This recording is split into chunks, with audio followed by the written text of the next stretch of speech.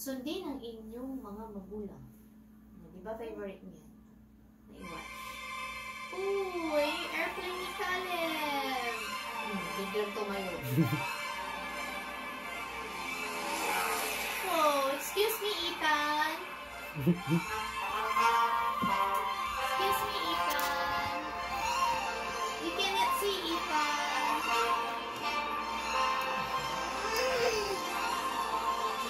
Narinig si Caleb sa airplane.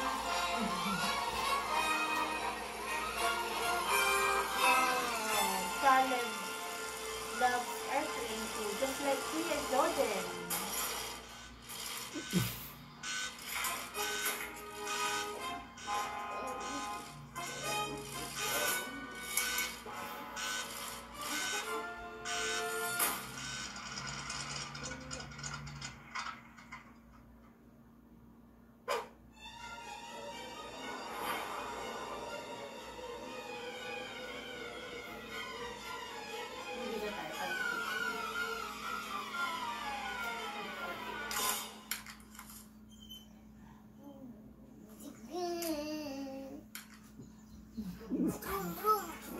Broom, broom.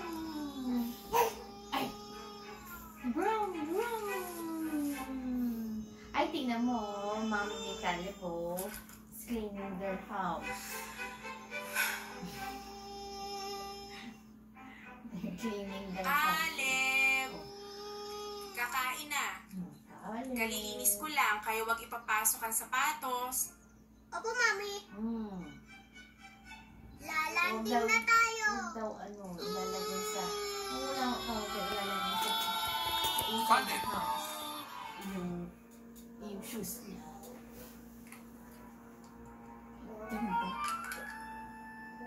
Di ba sabi, huwag ipasok ang sapatos? Opo. Yes po, opo. Nakakapagod maglinis ng bahay. Opo. Paano kapag nakita to ni Mami? Hindi namin makita. Sorry po, Daddy. Okay, sige. Linisin na lang natin ito.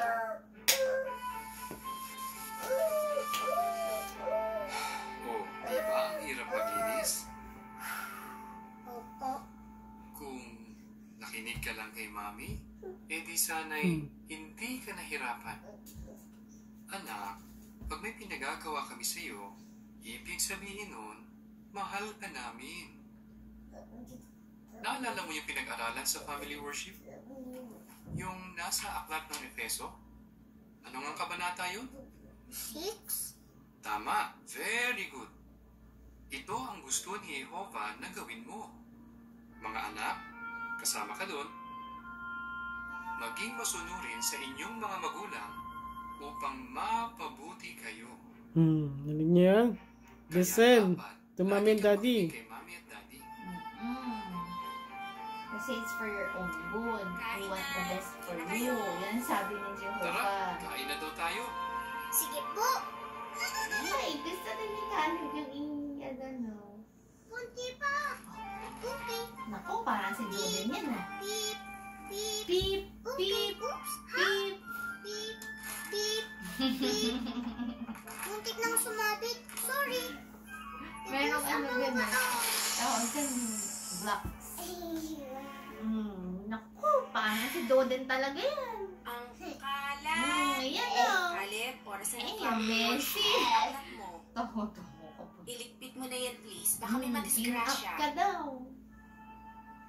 May accident. Ano ginawa ni Caleb? Nag-clean up. Ay, kinik lang niya yung mga toys. Ay, parang si Jordan yun. Kinik lang niya. Lagi kang makinig kay Mommy at Daddy. Ay, baka ano niya yan. Hindi namin makita. Oh. May accident. Siguro nag-slip sa floor yung daddy niya. Parang si daddy ano. Yung daddy ni Caleb, he stepped on the toys. Ayun. Tingnan mo yung teddy bear, Jordan. Tingnan mo yung teddy bear. Yeah, he's like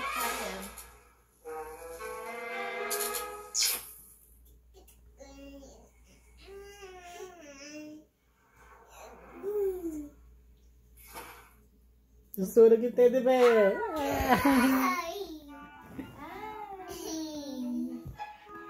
Susunog yung teddy bear ni Caleb. Hindi kasi nag-clean up si Caleb eh. Pero yung look at Caleb, oh. Nag-clean up siya, oh. He's putting his toys away. Good job, Caleb! High five, Caleb! High five! Very good. Oh, very good Masunurin siya. talaga, anak ko. Lika, hinihintay na tayo ni Daddy Very ni Ate. good. Oh. You stay here. Anong nakikita mo sa Stay picture? here. Ayan, kumpleto na tayo. Okay, magsimula na tayo sa family worship. Good job si Caleb. Just like Kuya and Ethan, ano? Okay, maraming salamat sa Ay, ating sasagot si Kuya napakagandang Nigel. video. Excuse me. Okay, kung napansin niyo mga kapatid ay meron tayong parang dalawang eksena doon sa video na ating napanood. Okay, ating tawagin na ngayon ang mga kabataan na ating napili. Una ay tawagin natin si Liana Puntawe. Ang tanong, Liana, doon sa unang eksena sa video, paano sinuway ni Si Kani Menchi, ang oh. utos Sasagot ng si mami niya? Menchi, oh. Hindi sunod ni Caleb ang utos ng mami niya na kung papasok sa loob ng bahay ay huwag ipasok ang marumi niyang sapatos. Okay, tama. Maraming salamat, Diana. Dumako naman tayo doon sa pangalawang tanong. Paano niya itinama ang pagkakamali niya? Tawagin naman natin ngayon si Menchi. Uy, si Ate Menchi, oh. That's Ate Menchi. Nagsorry po siya and sa daddy niya and he cleaned up his footprint mess with his dad.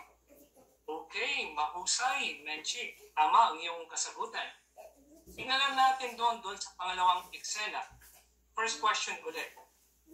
Paano sinuway ni Caleb ang utos ng mami niya? Kuya Nigel. Tawagin naman natin ngayon si Daniel Dawang. Pakisuyo, Daniel. Uy, si Kuya Daniel. Kuya Daniel. Zacchaeus ko ni Caleb para ayaw niya mag-clean up ng toys niya.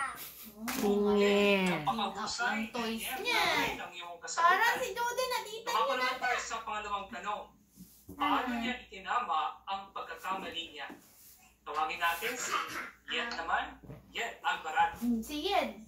4 years old din daw yan. Nag-connect na siya kay mami at naglupit na siya ng mga butol niya. Okay, mahusay Yet. Maraming salamat. Oh, Okay, dumako na tayo ngayon doon sa pangatlong katanungan.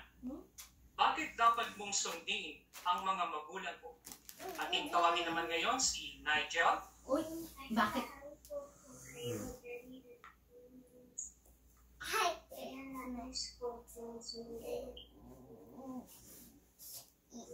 Hindi mo ilakas tayo dyan. Ikaw, bakit kailangan mong mag-obey kay mommy and daddy?